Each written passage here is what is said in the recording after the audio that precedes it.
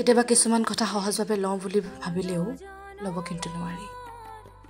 এটা সময়ৰ একেখন ঘৰৰে দুগৰাকীকৈ বোৱাৰী অৰ্থাৎ জা-জোৱালী বহু বছৰৰ পাছত এনেদৰে লগ হৈছে।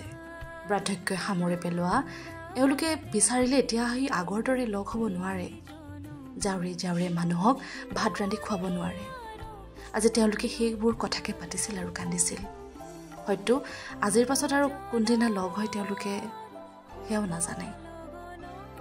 কেতিয়াবা কথাবোৰ শেষ নহয়, কিন্তু কথাবোৰ ক'বলৈ শব্দৰ নাটনি হৈ পৰে।